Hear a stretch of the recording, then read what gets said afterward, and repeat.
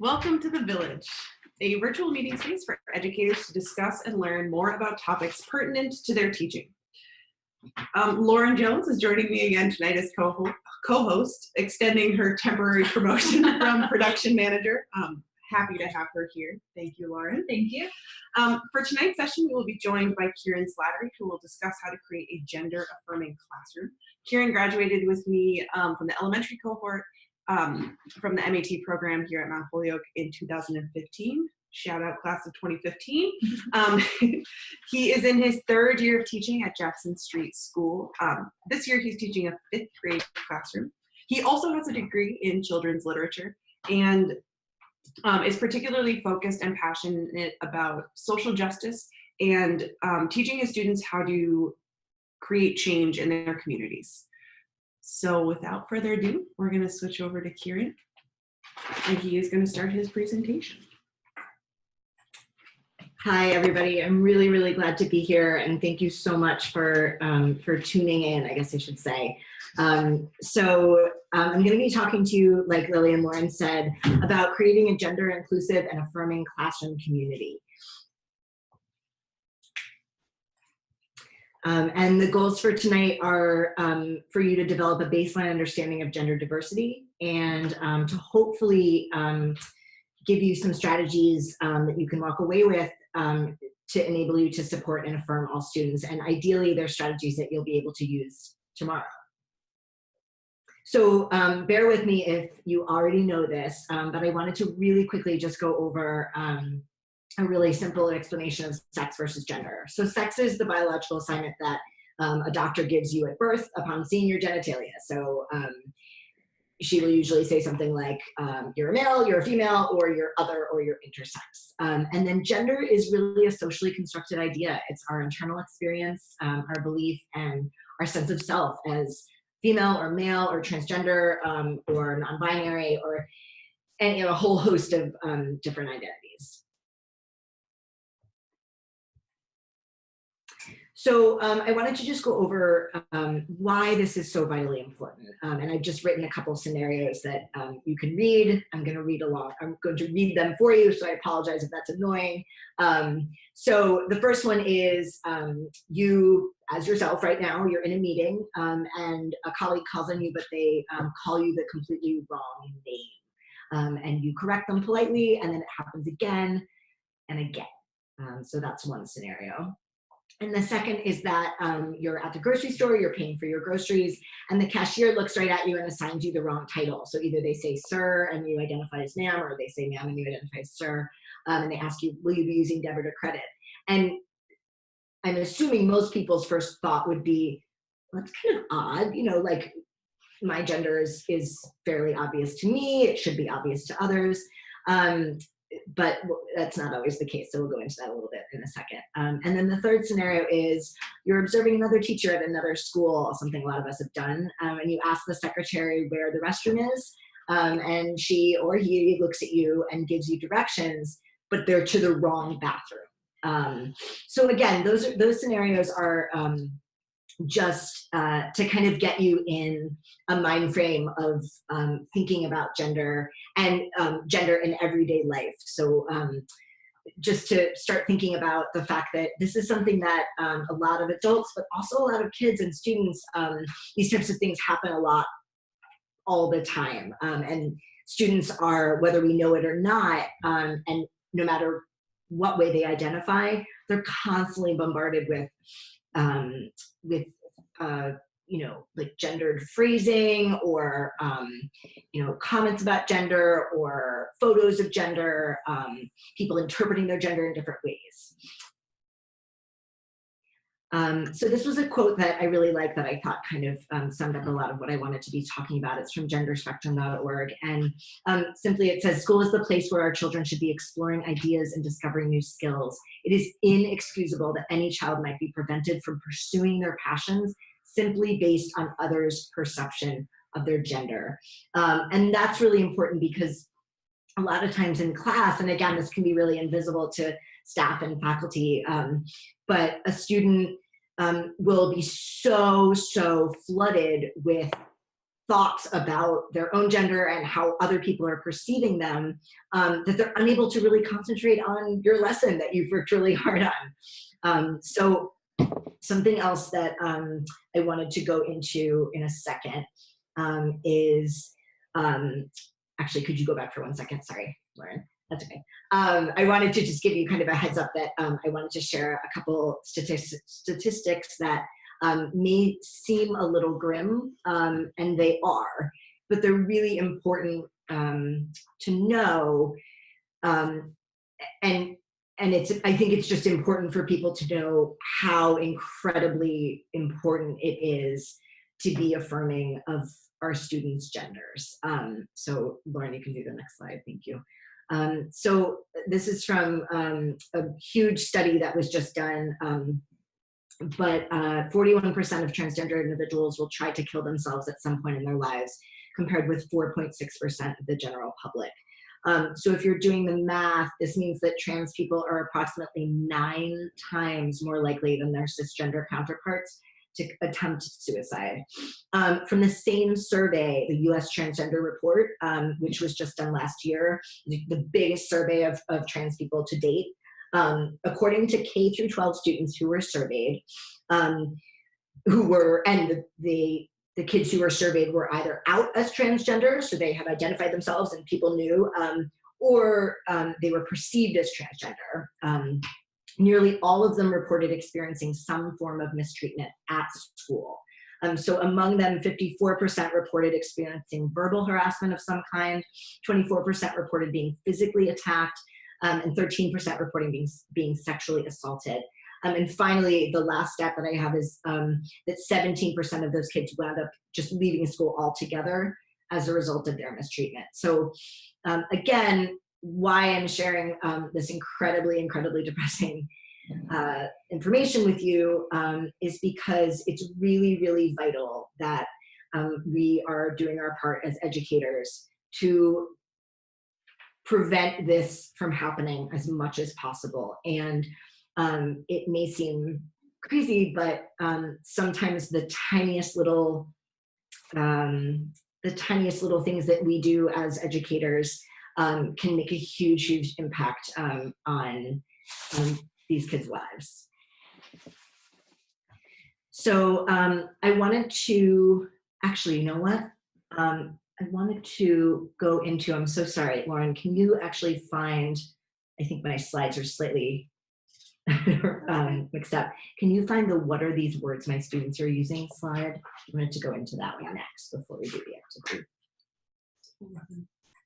Sorry, bear with me for just a second. Thank you. So that was my fault. So you're probably, if you're not already, you probably will be soon hearing your students using a lot of these terms. And I like to equate this with using technology, right? A lot of our students are either currently really adept at using technology or they will be soon, and no matter their age, if they're, early elementary all the way through high school. And a lot of us, if we're born after a certain date, after a certain year, aren't as adept at using technology. And really, when it comes down to it, that's the onus is on us to learn more about technology so we can start using it in our curriculum. And the same thing goes for this, adding these words into our vernacular. Kids are already using these words. They read them in books. They see them on TV. They're using them with each other. And it's really important that we get with it and start to learn them too, because you're going to hear them. So the first thing that people often have questions about is transgender versus cisgender. So transgender is really an umbrella term, and it describes people who fall outside of the traditional gender binary, so like boy, girl, male, female. But it also is a term for people for whom their gender identity doesn't match the biological sex they were assigned at birth. And then cisgender is kind of the opposite of transgender. So you're cisgender if you identify as the gender that associates with the biological sex you were assigned at birth. So simply, if you were assigned male at birth, if the doctor looked at your genitalia and said, you're male, then, and currently you identify as a male, it means you're cisgender. And kids often say cis, and that's what they mean. And then some other gender identities, you don't have to just be male or female or transgender. You can also be gender nonconforming or non-binary, which means exactly as it sounds. It means that you don't identify as kind of right down the middle along the binary, right? You're somewhere outside of that. And people also often identify as gender neutral or agender or gender fluid. And then pronouns, kids talk about pronouns a lot. You'll find, I mean, in 5th grade, kids talk about pronouns a lot, and they're 10. So typical pronouns are she, her, hers, or he, him, his. But a lot of kids are starting to identify with they, them, their pronouns. And then the last one is ze, zir, and here. So that's another just kind of gender, like a set of pronouns that are similar to they, them, their, when someone doesn't feel comfortable necessarily being called him, but also doesn't necessarily feel comfortable being called her.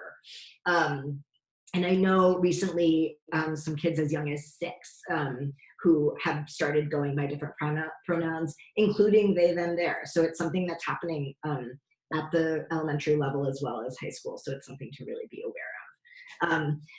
Okay, that was a lot of vocabulary. So Lauren, I'm so sorry, but could you actually next find the gender unicorn slide? Yeah. Thank you. Perfect. So this is my buddy, the gender unicorn. You may have seen this before, but it's a really, really great visual. I like it a lot. There's other different visuals that people sometimes use. There's like a gingerbread person that's like a similar visual, but I like the unicorn. Kids are really into unicorns. It's a good, you can't go wrong with the gender unicorn. So it's a little bit tricky to figure out, but so I'm going to start with the middle one, the sex assigned at birth. So if you notice, there's a tiny little visual next to those words, and then you see that little visual on the unicorn, like in their genital area. So that's obviously just like what we talked about before. The sex that you're assigned at birth can be male, female, or intersex typically. And then if you jump up to the very top one, the gender identity, you can see that there's a little rainbow next to it, and that's what the little unicorn is thinking, which fits because gender identity is it's your own construction of identity, right? It's just how you feel mentally and emotionally. And then your gender expression, which is the green color, so it's the little dotted line, almost like a little bracket around the unicorn's whole body. That is, gender expression is how we dress, how we style our hair, how we dye our hair, if we wear makeup, the kind of shoes we wear.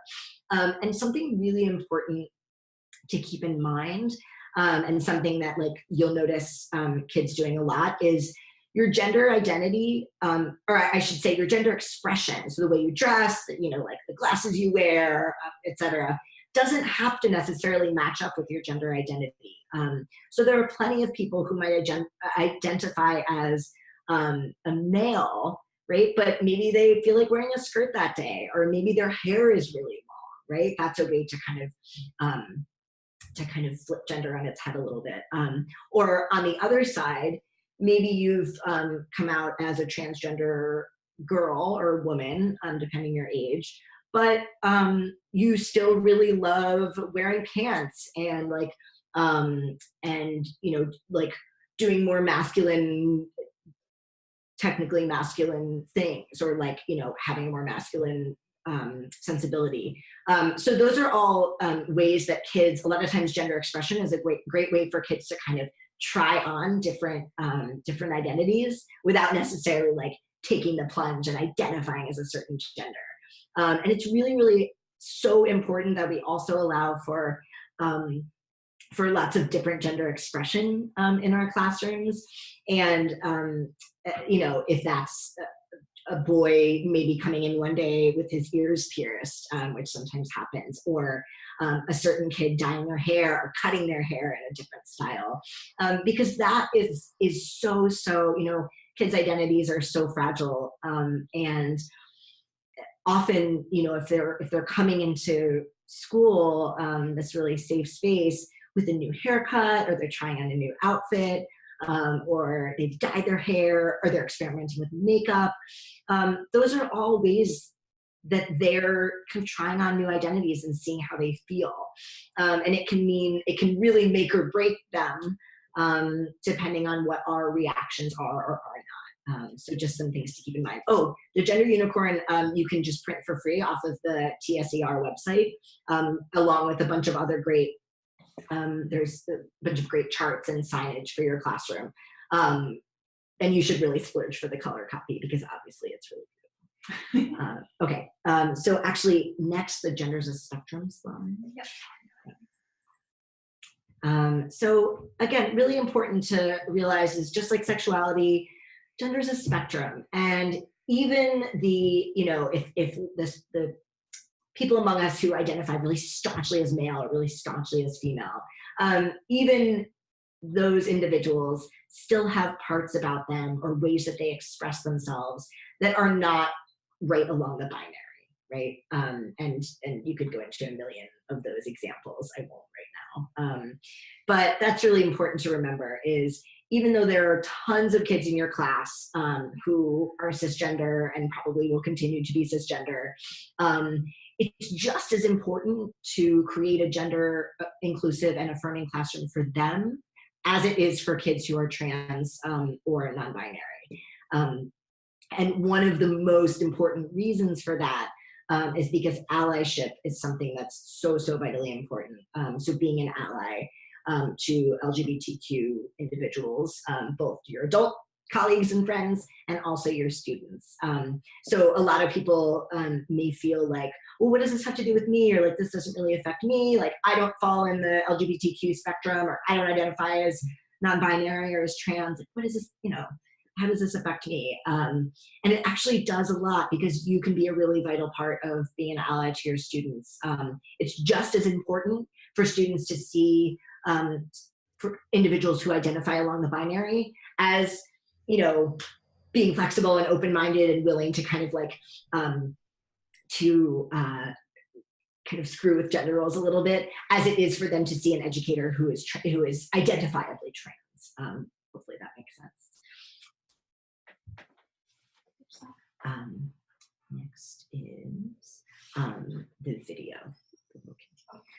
So Lauren's about to play a video, but before she does, something really important, something that I've heard people say is, oh, well, I don't really see gender. Like, gender's not really, like men, women, we're all the same, and that's actually, believe it or not, just as disrespectful as saying, I don't see race.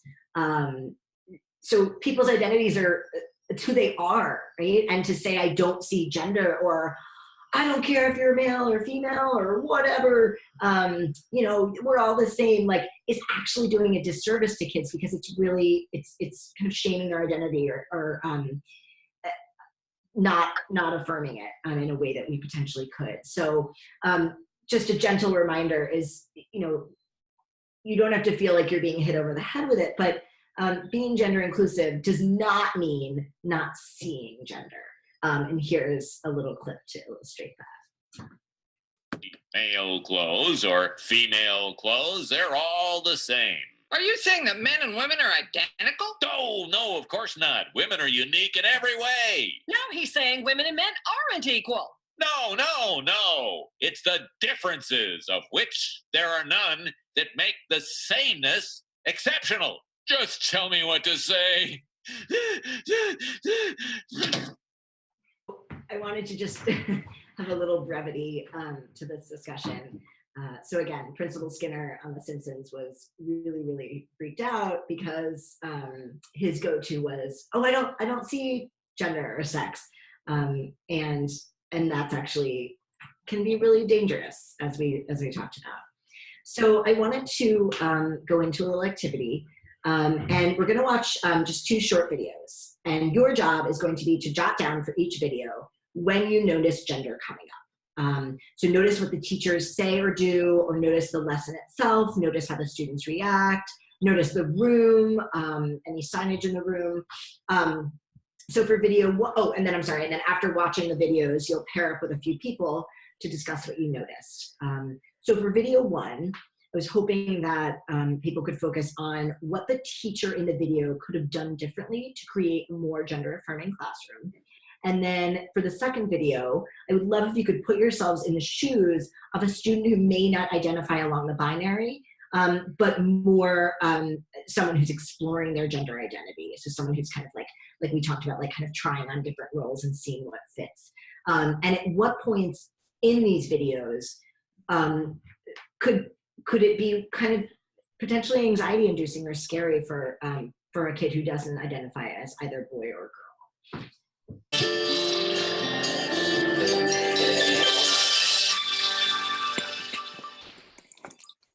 Good morning.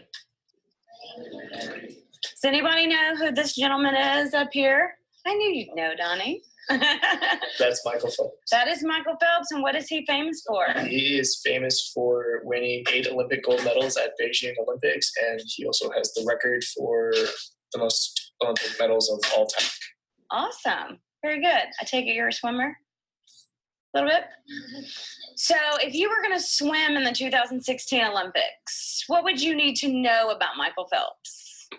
Not need to know anything because he's retired. Has he really? He's done swimming. But his mom is probably going to force him to make it, so he's probably going to swim a little bit. But It's not like normal. Okay, so if you were still going to be in the 2016 Olympics and you wanted to win a medal, what would you need to know? Shelby. The average speed he usually goes, and you want to have to try to beat his speed by practicing and trying to get faster. Awesome. You would need to know how fast he speeds. So you want to maybe predict how fast he's going to go so that you would know how fast you need to swim. You were able to just in your small group just discuss what this teacher could have done differently to create a more gender-affirming classroom, and where you saw gender popping up in different ways, either positively or negatively, in your opinion. Just a reminder, for this video, you're also going to be watching a teacher with her students, and I'm hoping that you can put yourself in the shoes of a child who doesn't identify along the binary, but instead one who is exploring their gender or who identifies as transgender. And just think about at what points during this video, if you were in this class as this child, would you feel anxious or nervous or a little scared?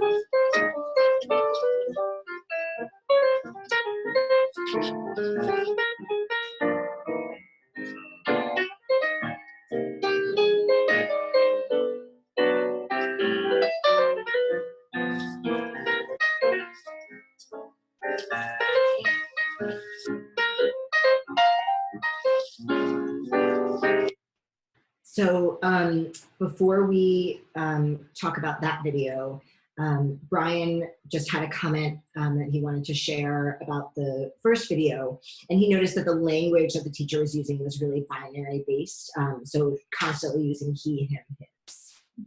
Thanks, Brian. So we do have one person that wants to share, but before that, Brian also had a comment about the second video, and he said something that I thought was really important. He mentioned that Rose, Miss Brashear, aligned and dismissed her rows based on the gender that she perceived the children to be, which is so vital that we make sure that our perceptions of students' gender aren't the ones that are broadcast to the rest of the class until we check with our students first. And now, Aiden, if you could turn on your mic so we could hear your comment. Okay. Start my video. Sure. Hi. I think I had the same thing that Brian had to say, is that putting students in rows by their perceived gender is a real surefire way to alienate and, just generally make students feel terrible about themselves. Because what if someone in there is questioning their gender? What if they're non-binary and they don't fit in one of those lines? So yeah, but I did have a comment that I was talking about in my breakout group about the first video, and I was wondering, I felt that she could have said, who is this person instead of who is gentleman. But in terms of like binary language, I felt like she was using the pronouns that are established for someone who's like out in the public eye and with a public identity as male. And like, so we know that he uses he, him pronouns, and it doesn't feel inappropriate to me to call someone the pronouns that we know they use, if that makes sense. It does, yeah. Thank you so much for sharing. Yeah. Katie also wanted to share. Katie, if you could turn on your mic so we could hear your comments. Great. So I wanted to comment about the second video. In my group, we were talking about how it would feel really stressful to have to do that transition each and every day, and how if you were a student in that classroom, you might be really distracted during whatever lesson came before, just because you knew that you would have to stand up and perform this routine. And we talked about how, if you were a student questioning your gender, not only would you have to stand up and make a choice, but someone in the group brought up like the group would sort of make the choice for you based on what they assumed your gender was. And not only was it lining up, but it was also going to the bathroom, which is another sensitive subject. And someone in the group also brought up, I didn't see this, but that maybe the students were sitting boy, girl, to start off with. Thank you so much. Thanks for sharing. We appreciate it. And Julia also wanted to share. Julia, if you could unmute yourself and go ahead and share. Okay. Oh, it's working. Okay. So I was also in Katie's group, and like Katie said, I noticed that I think they were sitting boy, girl, and I think that shows that in this classroom, it's really everything is about gender, even things that don't have to be. Like, I personally would say bathrooms don't have to be about gender, but even sitting, like, what does that mean that when you say, oh, this girl line is quiet and this boy line is talking, that can reinforce stereotypes, especially when you're always grouping people by their gender and rather than by their learning needs. Yeah, absolutely. Thank you so much for sharing. So I was thinking too, something else that I just wanted to bring up about the first video was that the teacher kind of engaged in almost a submissive role when she called on the child, when she called on the male student. And he also got a lot of airtime. So it was almost kind of this like back and forth between the student and the teacher, which isn't in itself inherently a bad thing. But the male student did get a lot of airtime, and typically male students tend to get a lot of airtime because often they're, not always, but they can be more quick to raise their hand or, and then the other thing that kind of came to mind when showing you that video was the fact that the teacher chose a white cis male for the example in her lesson. And that would have been a perfect opportunity to maybe choose someone who wasn't, such an obvious choice. Maybe choosing a woman or a woman with short hair, or someone who maybe wasn't so much identified along the binary. But it sounds like you got a lot out of that and had some great conversations, which I'm really glad about. So to keep going, we don't have a ton of time left, but I wanted to, so a really great way to start off the year, it doesn't have to be at the start of the year, is to ask your students what pronouns they use. And even if they don't know, or if they're really young, You can, again, as an ally, you can set the tone by saying, hi, I'm Kieran, my pronouns are he, him, his. And if a student has a question about it, great. And if not, it's a great way to set the tone. So there's a bunch of small changes that I wanted to share with you that ideally you can make in your classroom. Restroom passes, you can just have a pass that reads restroom, right? It doesn't have to necessarily say boy or girl. In other classes, in a local middle school, I've seen B and G kind of keychains on restroom keys. Again, kind of like what Katie mentioned earlier, it's just forcing kids for whom gender is something they already are thinking a lot about to be really inundated with it. And it's forcing them to think about it even further to the point that it would potentially disrupt their studies, which is why they're at school, right? To learn and grow. So, and then similarly, grouping students and lining them up. Some great things to think about are, instead of grouping students by gender, grouping by number or color, and or giving them clever pairings like peanut butter and jelly, things that have nothing to do with their gender. And addressing students is something that I think a lot about. And I too falter and will say, girls in the corner, or like, boys, could you please, or things like that. But really in this day and age, it's really, really great to get away from saying boys and girls or ladies and gentlemen. Someone noticed, someone mentioned, I forget who, that one of the teachers in the video referred to somebody as a gentleman, right? Just really antiquated vocabulary that we don't need to use anymore. We have all this great new vocabulary. We don't have to rely on those ways to address our students. Some really great ones that either I use or suggestions I've gotten from colleagues are, instead of boys and girls or ladies and gentlemen, or even guys, which also unnecessarily genders students, you can call them humans or peeps or everyone or y'all. Some people I know say folks, or friends, or scholars is a cool one that I've been wanting to try. In my school, a lot of teachers just say third graders. That's a really easy way to get around gender, just address them as fifth graders, or all of my wonderful 3-year-olds, or whatever their age is. And sometimes I make it silly, so I'll say, I call my students my fine feathered friends, which of course then elicits, we don't have feathers. But in any case, you can make it funny. You can be fun with it. You don't have to, call them friends and be really firm about it all the time. And again, sometimes I accidentally slip and say girls in the corner, and then I'll stop myself and I'll say, I'm really sorry. I misspoke. People in the corner. One other cool thing I did that you might be able to try in your classroom, if you think it might be difficult for you to switch from gendered speech to non-gendered speech, is something that I was really challenging myself with lately, was to not say guys anymore. Guys is so, it's so, what am I trying to say? It's just really popular. It's a popular way to address people. We hear it all the time. People call each other guys, adults call each other guys, they address people as guys. So I asked my students and I said, I'm really trying to not use this term because I think it unnecessarily genders people. And not everyone here identifies as a guy, do they? And a lot of people shook their heads. And I said, I would love for you to come up with a way to silently let me know when I accidentally say the word and don't realize it. So they came up with the bias butterfly.